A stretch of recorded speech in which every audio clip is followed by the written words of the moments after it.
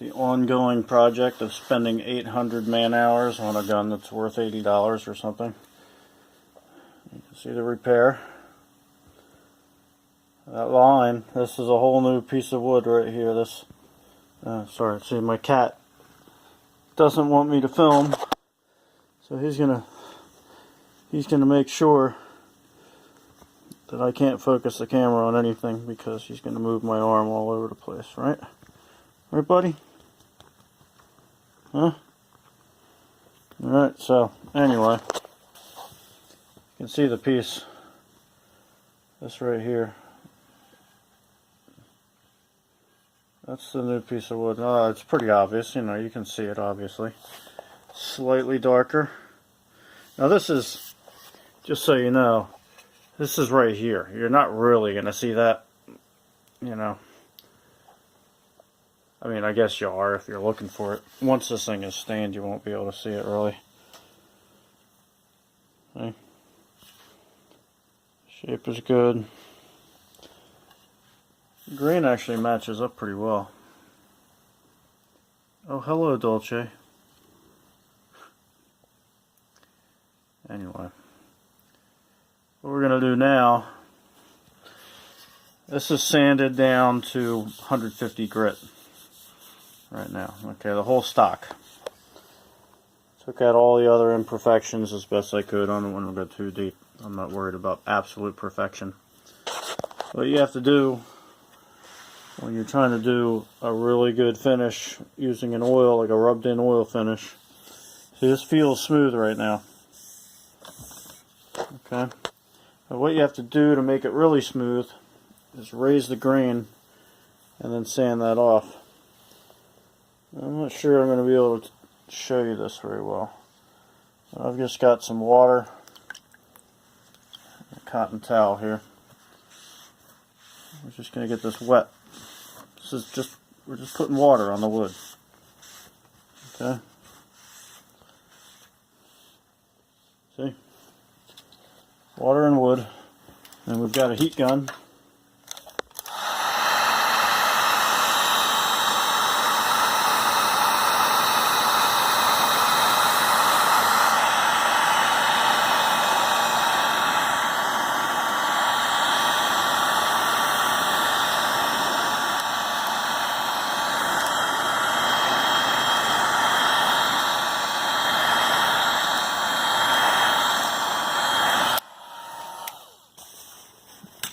Now, I don't know.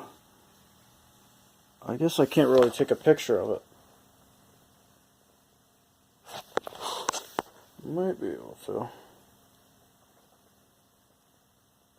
I guess you can't really see it, but there's like little hairs standing up now. See, whereas if you look right here, oh, you can't feel it. You can't feel what I'm feeling. This feels perfectly smooth. And this felt perfectly smooth. And now it doesn't. And what it is, when you sand, all the little fibers in the wood, they're all laying like this. And any of them that want to be like this, when you're sanding, you're crushing them back down under the wood. And so what you want to do is, you raise the grain, and you sand to the next finest, and then they get crushed down again. And then you raise the grain again all the way up to 320 or however high up you want to do it. 220 is pretty good. I'm going to go to 220 at least. I'll probably go to 320. And then I'll raise the grain, and I'll do triple aught or quadruple aught steel wool. And the reason I'll use steel wool, I'll degrease it. Actually, I don't really need to degrease it for this, but steel wool is actually triangular shaped wire, and when you use it on wood, it cuts. It's like a blade. Let's see if I can get this stock repair a little bit better here. Yeah, so you can see it. You can see it, but you can't see it. Look, you can see this. Grain just runs right along it. A couple different places I've got it pretty well matched up. Anyway,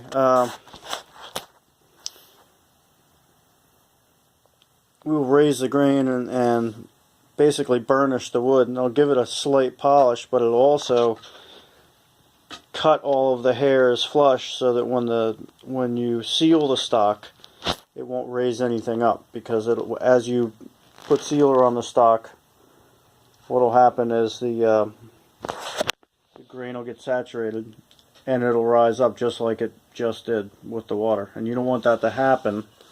It doesn't cause havoc, but it'll diminish the finish. You'll be able to see it because it'll be underneath the finish, if you understand me. And we're still going to disturb it after that, but what we're going to do is, once we get it down to that point and we get it sealed, then we'll sand in the finish, and then the little holes that are in the wood, that are in the grain, this might be better.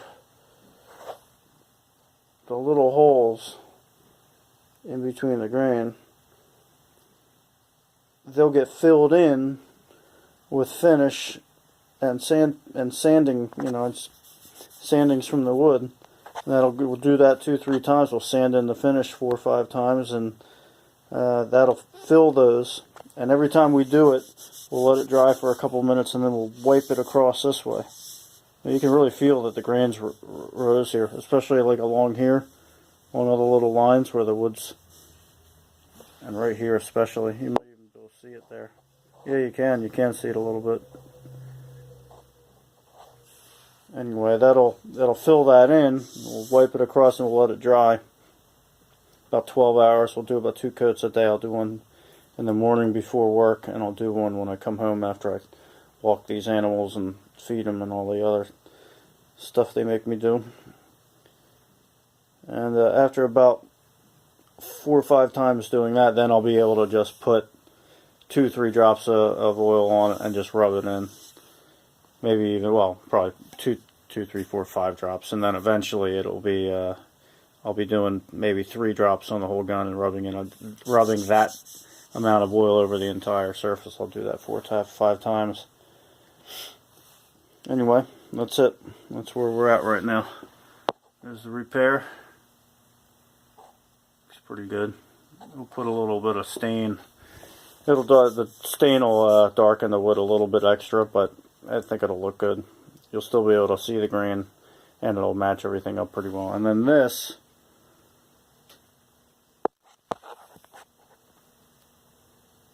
you can't really see it, but it's not really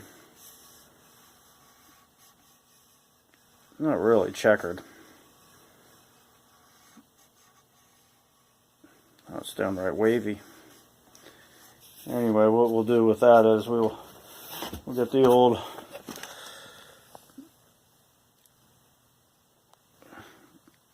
tools out. We'll make all those little V shapes, and then we'll deepen them until they're little diamonds that stick up out of there, and that'll give you a good grip. Mostly for show on something this cheapy, but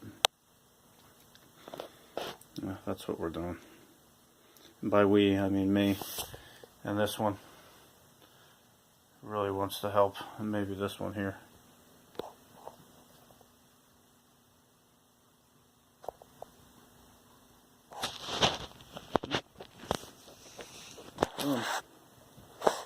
Alright, that's it. That's a super long-winded explanation of what I'm doing that nobody cares about but me.